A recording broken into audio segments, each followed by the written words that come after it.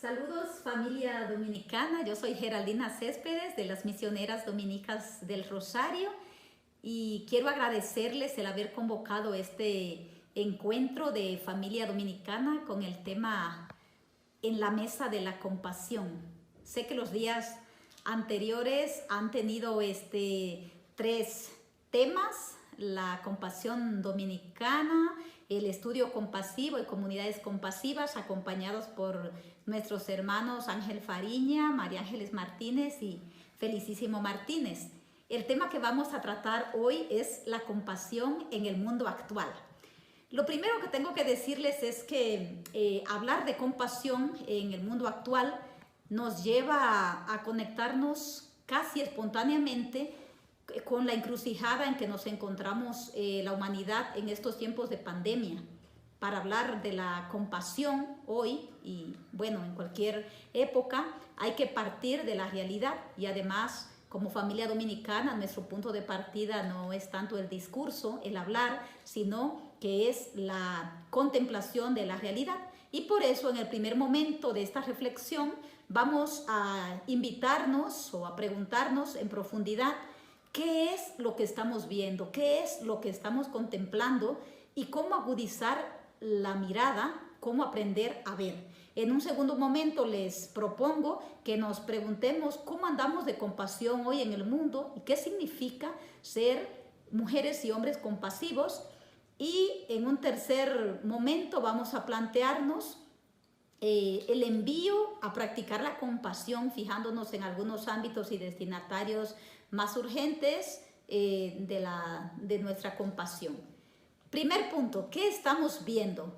Quiero que comencemos evocando al profeta Jeremías, el capítulo 1, que es el relato completo de la vocación de Jeremías. Nosotros solemos leer solamente una parte, que son los versículos del 4 al 10, y olvidamos lo que está antes y lo que viene después. Lo que está antes es clave y es lo que tenemos en los versículos del 1 al 3.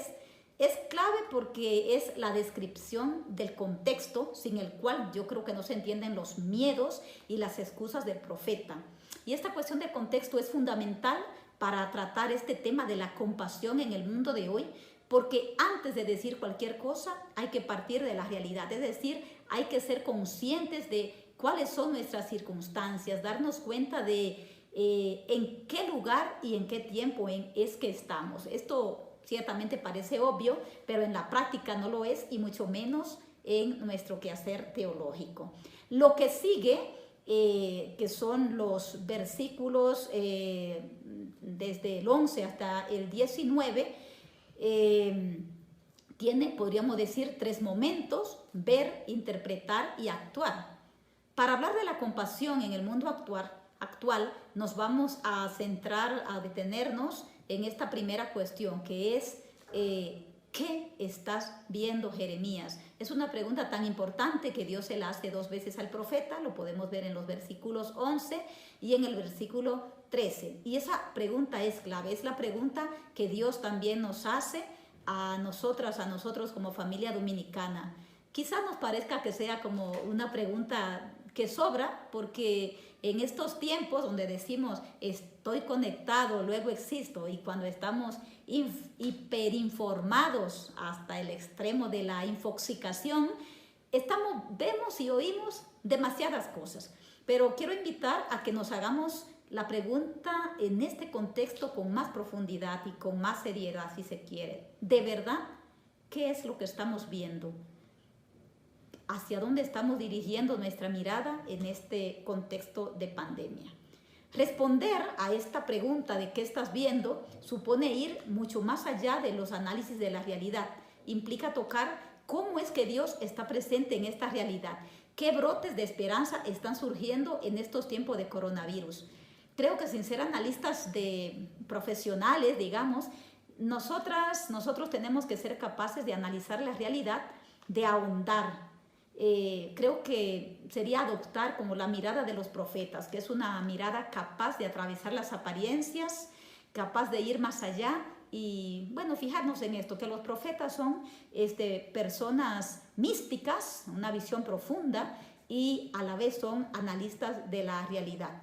Aprender a ver no es analizar grandes cosas, que ciertamente todo tenemos que ponerlo hoy día en un contexto mucho más amplio, en un macro contexto. Pero yo creo que ese aprender a ver es mirar con hondura lo cotidiano, lo del día a día, las cosas pequeñas en ese acontecer de nuestros pueblos, contemplar con los rostros y los nombres concretos. Y hoy necesitamos mirar tanto con, digamos, con el microscopio, con el telescopio, es decir, mirar lo de cerca y lo de lejos, cultivar a la vez una mirada local y global, porque yo creo que la compasión empieza cuando nos damos cuenta tanto de qué está sucediendo en casa, en el vecindario, como también aquello que está sucediendo fuera de casa, es decir, en la región, en el país, a nivel mundial. Quiero marcar como algunos elementos que yo considero que son como importantes para aprender a ver y para agudizar, digamos, la mirada. Lo primero es situarnos en un lugar adecuado. ¿Dónde estamos nosotras y nosotros como dominicos? Hay lugares que no nos dejan ver, hay lugares o a veces solo nos dejan ver una sola cara de la realidad. John Sobrino dice, desde la periferia se ve mejor que desde el centro, es decir, desde el lugar del pobre, desde abajo, desde eso que el Papa Francisco nos dice, las periferias existenciales. Entonces la primera pregunta es eso, ¿dónde estamos? ¿En qué lugar estoy yo y cómo me sitúo también ante los demás? Segundo elemento, como base también para practicar la compasión, es perder el miedo a ver y a vernos en nuestra verdadera realidad, en nuestra vulnerabilidad. El miedo hay que saberlo gestionar, pues nos puede llevar a cerrar los ojos o a dar un rodeo, a mirar para otro lado, a no dar la cara a los problemas propios y ajenos, comunitarios. Y cuando cerramos los ojos, nos cerramos a la práctica de la compasión.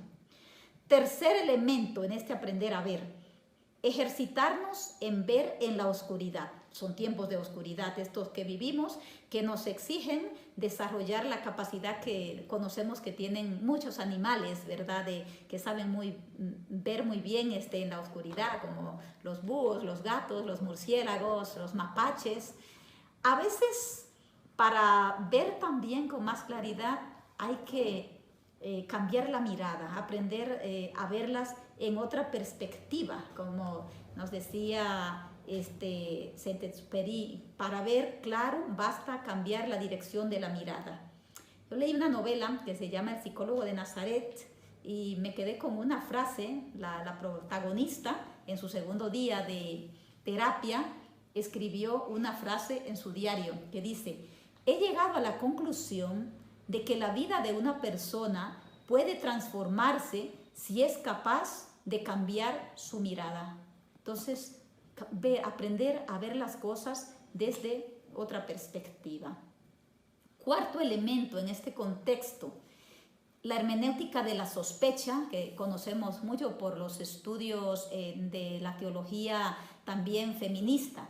Esta hermenéutica de la sospecha no significa tener una mirada sospechosa, desconfiada, negativa, sino se refiere a la postura crítica y autocrítica, es decir, una mirada honda que nos lleva a preguntar, a desentrañar qué es lo que está por debajo, qué es lo que está, diría Gustavo Gutiérrez, en el reverso de la historia, aquello que no se ve a simple vista. Es no aceptar pasivamente lo que se nos dice, lo que se nos enseña, especialmente en estos tiempos en que los medios de comunicación tienen como esa pretensión de querer decirnos la verdad, cuando sabemos que no lo es. Un quinto elemento es cultivar la mirada holística y superar como ese dualismo al que hemos sido como tan propensos dentro de la iglesia, dentro de la vida, dentro de las órdenes religiosas.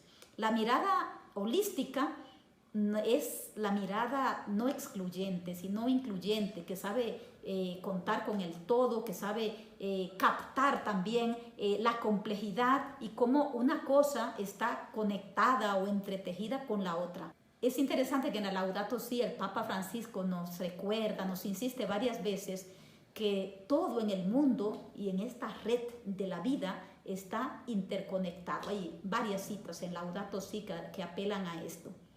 Y recordemos aquí la mirada de Jesús. Creo que es una mirada holística porque Él ve la realidad en su hondura, en su complejidad y conecta los acontecimientos, conecta una cosa con otra y sobre todo percibe la fuerza de lo pequeño. De Jesús podríamos decir que mira el reverso de la historia, que pone atención a lo no importante. Muchos textos vemos que Jesús aparece fijándose en lo insignificante y no en lo grandioso. Por ejemplo, en Lucas 21, 1-3, se fija en la monedita de la viuda y no en los lujos del templo o en las ofrendas que daban los ricos. Y es interesante cómo Jesús toma en cuenta a quienes no cuentan, los niños, las mujeres, los leprosos, los excluidos. Me gusta mucho eso, cómo Jesús es alguien que aparece visibilizando a los invisibilizados e invisibilizadas por el sistema. Creo que esa es una clave interesante en nuestra práctica también de la compasión. Sexto elemento, mirar con el corazón y mirar al corazón. Carl Jung decía: tu visión será clara solo cuando puedas observar tu propio corazón. Quien mira hacia afuera sueña, pero quien mira hacia adentro despierta.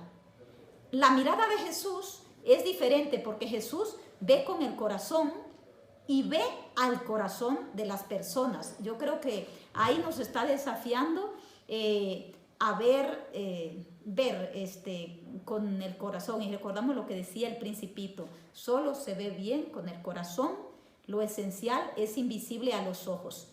Y al mirar con el corazón descubrimos signos de esperanza, descubrimos que hay flores en medio de este mundo roto, hay flores en medio del estiércol de este mundo.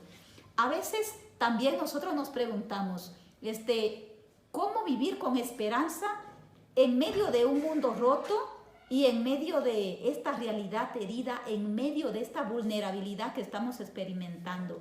Yo creo que son los ojos de la fe, el contemplar la realidad desde Dios, lo que nos ayuda a encontrar motivos para la esperanza, lo que nos ayuda a descubrir, como las flores en el estiércol, o como dice Benjamín González Vuelta, nos ayuda a descubrir que los infiernos de este mundo son también santuarios donde Dios habita.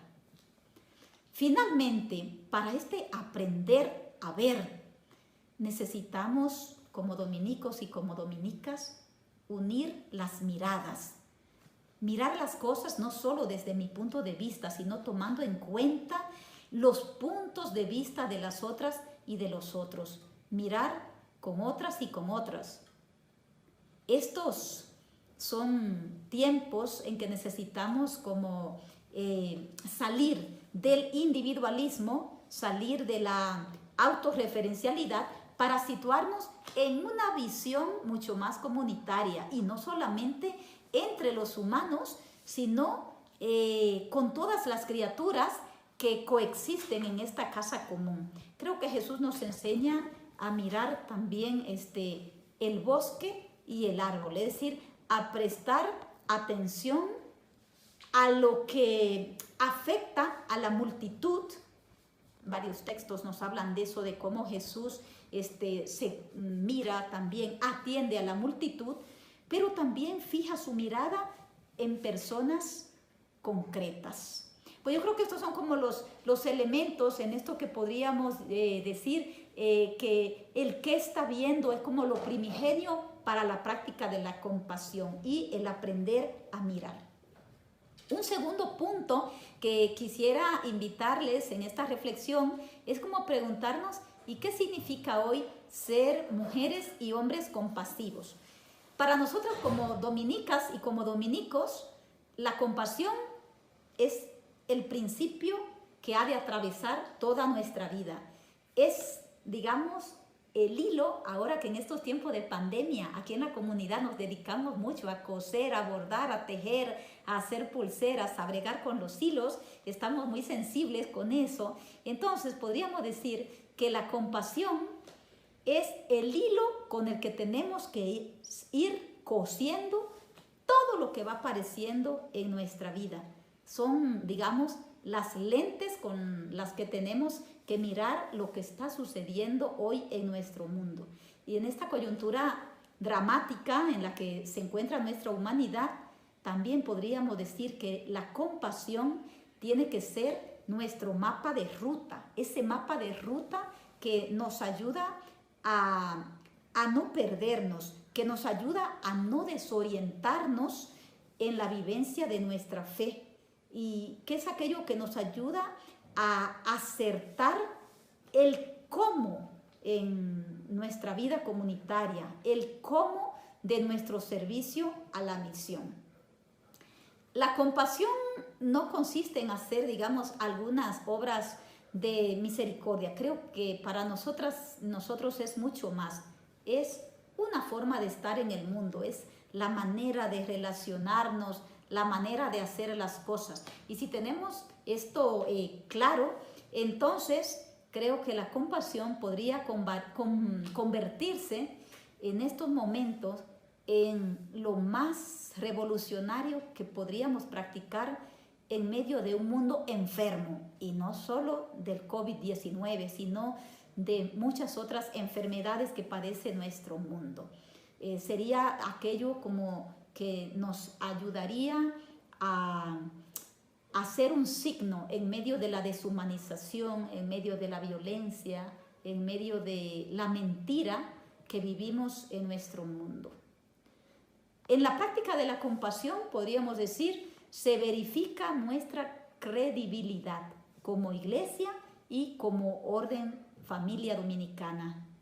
Quiero leer una frase de Pagola. Dice: la iglesia será creíble si actúa movida por la compasión hacia el ser humano, pues esto es precisamente lo que más echa en falta en el mundo actual. En el año de la misericordia, el Papa Francisco nos recordaba que la misericordia es la viga maestra que sostiene la vida de la iglesia, y que todo en la acción pastoral de la iglesia debe estar revestido por la ternura con la que se dirige a los creyentes. Dice: nada en su anuncio y en su testimonio hacia el mundo puede carecer de misericordia. La credibilidad de la iglesia pasa a través del camino del amor misericordioso y compasivo, nos decía el Papa en Misericordia Vultus, en el año de la misericordia. La compasión es el rasgo distintivo de nuestra fe, es el que más urge poner hoy día en el corazón de nuestro mundo para poder sanarlo, para poder humanizarlo. En la práctica de la compasión se juega nuestra fe en Dios, la imagen de Dios, en qué Dios es que creemos. Y Jesús nos transmite una imagen de ese Dios misericordioso, o sea, del Dios que Él ha experimentado. Nos transmite que Dios es bondad, que Dios es compasión. Y se puede decir que la compasión es el modo de ser de Dios, al cual nosotros estamos invitados. La compasión es la identidad de Dios, y ha de ser también como nuestra identidad, nuestro sello como familia dominicana. ¿Qué significa ser compasivos, compasivas en el mundo de hoy? En primer lugar, reafirmar nuestra opción por los pobres, por los más vulnerables, con gestos afectivos y efectivos, concretos, para remediar en algo la precariedad y el riesgo en que está tanta gente en estos tiempos de coronavirus. En cierto modo, pues todas y todos hemos topado con la vulnerabilidad, con la indefensión, pero la carga se hace mucho más pesada para los más vulnerables entre los vulnerables, para aquellos sectores que ni siquiera pueden acogerse al quédate en casa, porque no tienen casa, no hay una habitación como la tenemos nosotros. Esa situación que viven los más pobres que no saben a quién tenerle más miedo, al coronavirus o al hambre. La situación en que se encuentra nuestro mundo en estos momentos reclama de nosotros reafirmar la compasión, el ser misericordiosos, el recuperar ese sentido que tiene la misericordia cuando se unen los términos miser, pobre, y corda, corazón, que entonces significa poner mi corazón en los pobres y poner a los pobres en mi corazón. ¿Dónde estamos poniendo nosotros el corazón en esta pandemia? La compasión pasa siempre por ese salir de sí, por arrancar algo de mí para que sirva al crecimiento del otro, de la otra, para que ayude a aligerar la carga pesada que lleva tanta gente pobre en estos momentos. ¿Qué significa ser compasivos y compasivas en estos tiempos? Pues en segundo lugar, es poner atención a las otras pandemias que estaban antes del COVID-19 y que yo creo que han sido como el marco que ha llevado a que se agudicen otros problemas. Hay que poner atención a otros brotes, a otros virus, digamos, ¿verdad? A otras pandemias como el hambre, el racismo, la porofobia, la corrupción, el extractivismo, la privatización de los servicios básicos, la violencia hacia las mujeres y los niños, etcétera. Todas esas otras pandemias. Como estoy de este lado en América Latina y el Caribe, quiero fijarme en una cosa. La caída económica en que estamos afecta en primer lugar a las mujeres y la violencia también, a las mujeres y a los niños. Son 126 millones de mujeres que, según la OIT, trabajan en el mercado informal y que ahora se quedan sin el sustento diario, se quedan sin ingresos. Y también durante el confinamiento se ha recrudecido la violencia de género. Solo por ponerle como algunos ejemplos por aquí. Cuando Perú tenía solamente 8 semanas de confinamiento, hubo 12 feminicidios y 226 violaciones, de las cuales 132 eran menores de edad. Y aquí en México, solo en un mes hubo 163 feminicidios. 16 de ellos fueron contra niñas menores de 14 años. En tercer lugar, ser compasivos y compasivas hoy significa ser centinelas, es decir, personas que vigilamos y que defendemos los derechos humanos, es decir, que buscamos también esas nuevas formas de resistencia ante esa utilización que se está haciendo de la pandemia. Por ejemplo, se está utilizando la pandemia para frenar procesos de democratización y de lucha por la justicia. En muchos países se está aprovechando la pandemia como un arma de doble filo para recrudecer el autoritarismo, la represión, la militarización. Se ha retrocedido en el tema de derechos humanos, en la lucha contra la impunidad. Entonces, en estos tiempos de pandemia, por ejemplo, ha seguido la persecución, el hostigamiento y la criminalización de muchos movimientos sociales. Son muchos los asesinatos de defensores de derechos humanos líderes ecologistas, líderes indígenas y de los movimientos sociales que han sido asesinados en Colombia, en Brasil, en Guatemala, en Honduras, en México.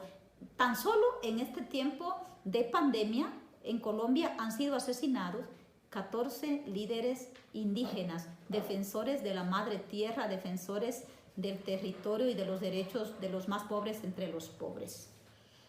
En cuarto lugar, ser compasivos y compasivas hoy día es recuperar la ternura. Creo que esto es muy importante porque vivimos en un mundo donde nos hemos endurecido, donde nos acosa también la indiferencia y a veces nos hemos encerrado en nosotros mismos. Yo creo que hay que volver a entender la compasión como ternura. Una de las expresiones precisamente más bonitas del Papa Francisco es esa invitación a la ternura, a la revolución de la ternura, y dice: no me canso de llamar a toda la iglesia a la revolución de la ternura.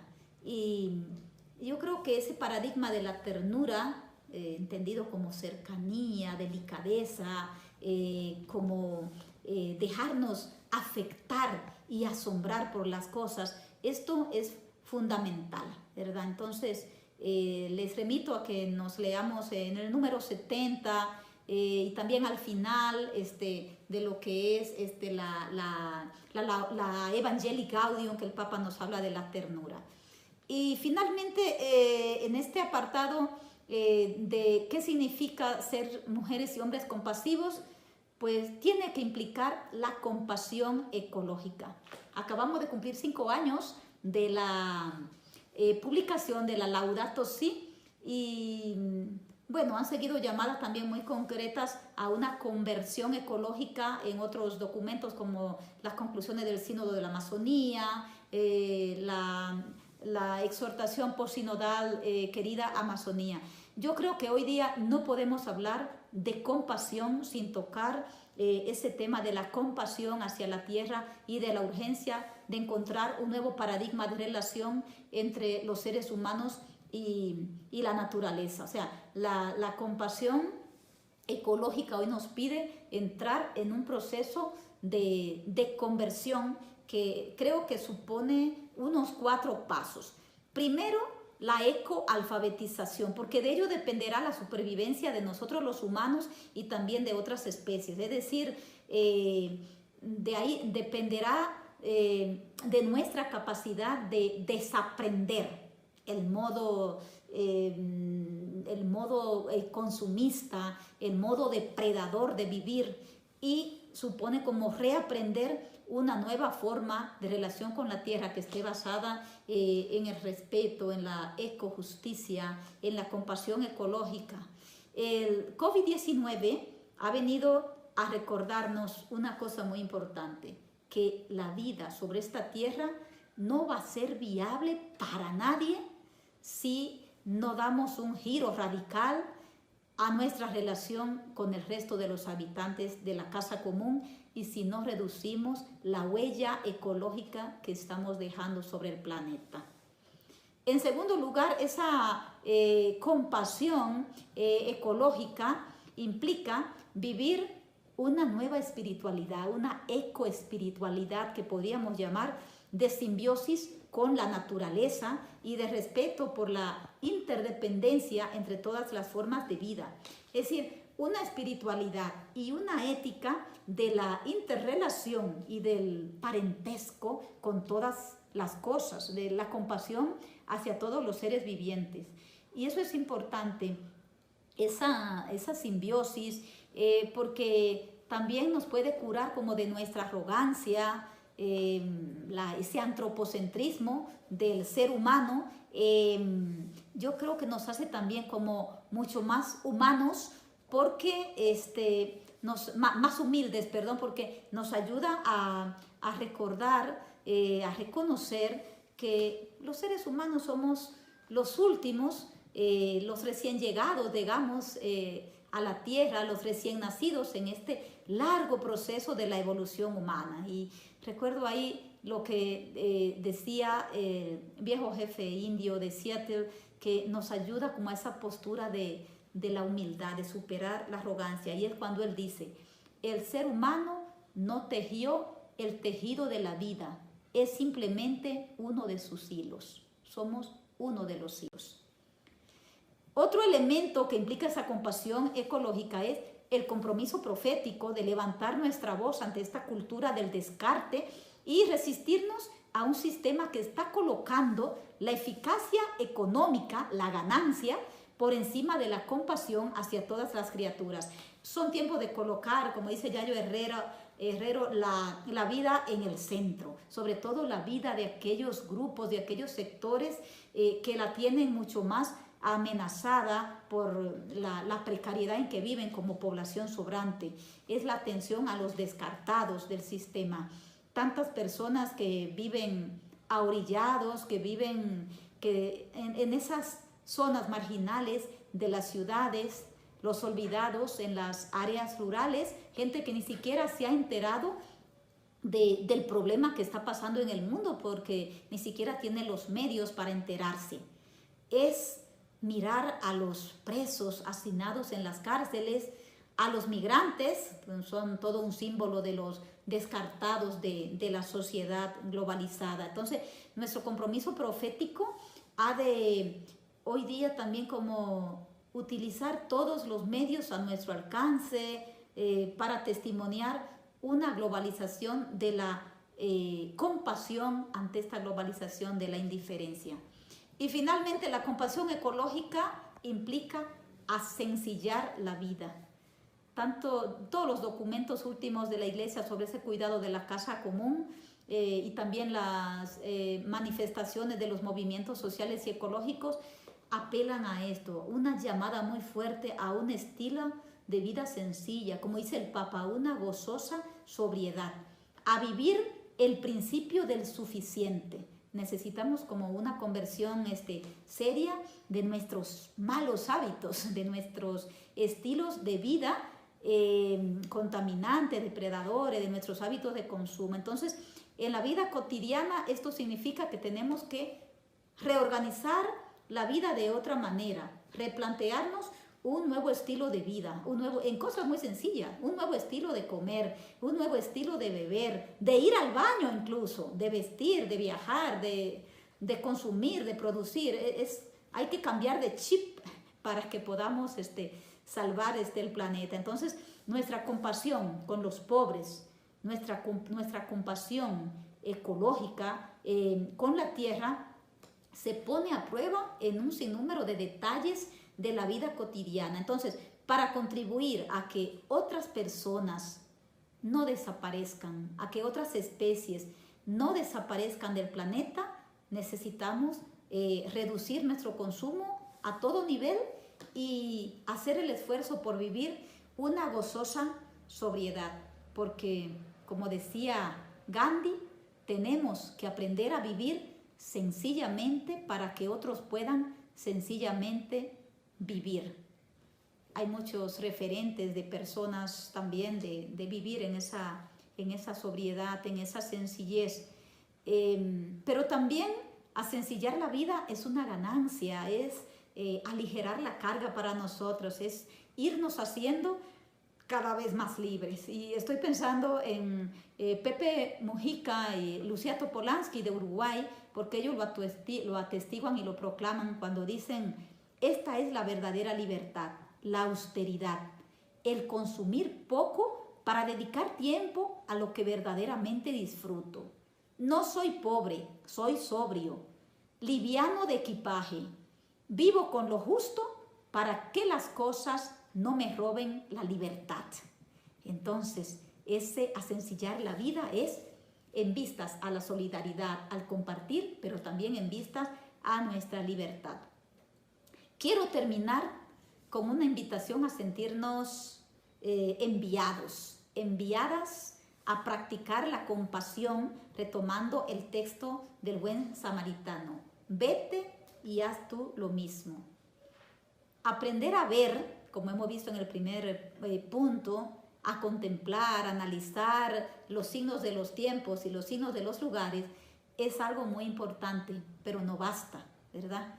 en la parábola del buen samaritano, nos dice que tanto el sacerdote como el levita y el samaritano los tres vieron al herido al borde del camino. Pero ¿qué es lo que hace la diferencia? La diferencia es qué fue lo que le movió el corazón. Y fue la compasión. El que sintió compasión. Y esa compasión activó las manos y activó los pies del buen samaritano para salvar la vida del herido al borde del camino. Este texto y otros textos bíblicos también nos ayudan a descubrir algo que es muy importante, y es que no es posible practicar la compasión sin desprogramarnos.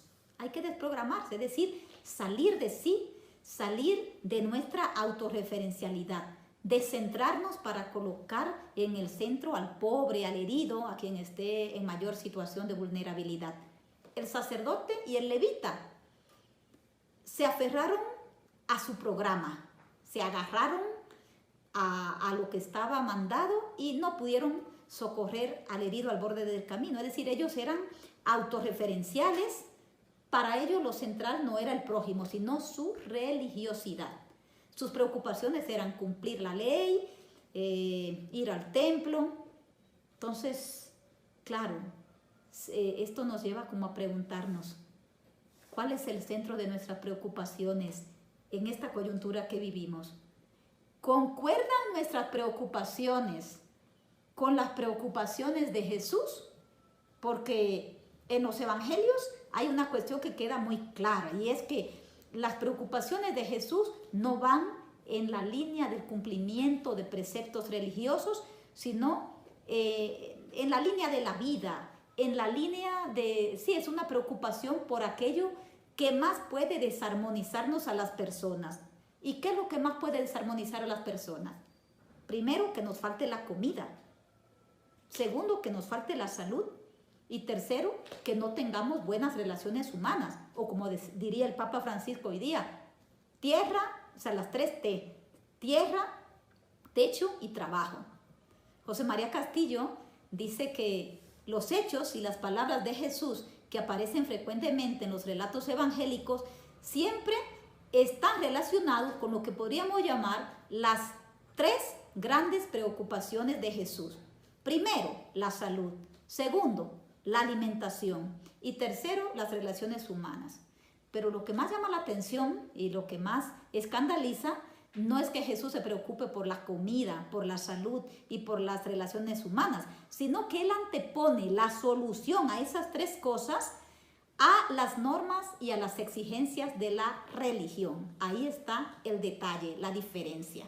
Entonces, yo creo que en las circunstancias que vivimos, nuestra compasión con el prójimo está siendo puesta a prueba, porque supone también como arriesgarnos, y a veces arriesgar la salud, arriesgar la vida, implica también saber gestionar sabiamente el cómo cuidarnos y cómo cuidar del otro y de la otra. Y aquí sí que nuestra práctica de la compasión exige desplegar toda nuestra creatividad para poder acompañar, ayudar, resistirnos, cuidar de los demás sin crear, por supuesto, más problemas sanitarios de los que ya hay. Entonces, no podemos en estos tiempos confinarnos en nosotros mismos, es decir, encerrarnos en nuestras comunidades, en nuestras familias, porque es cierto, tenemos que guardar, como dicen, la sana distancia, se dice aquí en México, y vivir el confinamiento, pero el corazón no puede estar confinado ni distante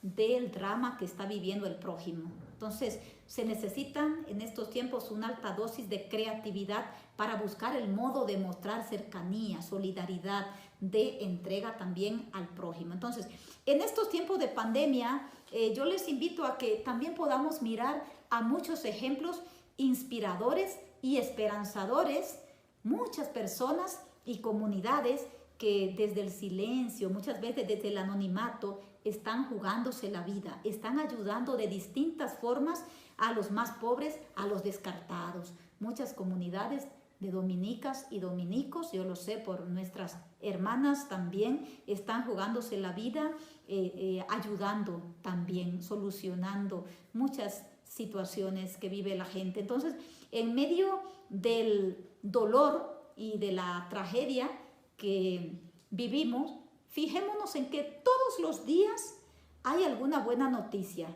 Eso sí, hay que buscarla porque suele estar escondida y los medios de comunicación a veces no la transmiten, pero hay gente que está haciendo buena noticia y esas buenas noticias hay que transmitirlas, hay que amplificarla, porque si el COVID-19 es muy contagioso, también la bondad, la solidaridad, la ternura y la compasión son sumamente contagiosos y nos devuelven también la esperanza de que sí es posible cambiar las cosas, sí es posible vivir de otra manera, movidos por la compasión. Y quiero terminar con unas palabras de Eduardo Galeano que yo creo que nos invitan a creer en ello y a tener como la esperanza en la fuerza de lo pequeño y de las pequeñas. Y dice Eduardo Galeano: mucha gente pequeña, en lugares pequeños, haciendo cosas pequeñas, puede cambiar el mundo. Muchas gracias y mucho ánimo, familia dominicana.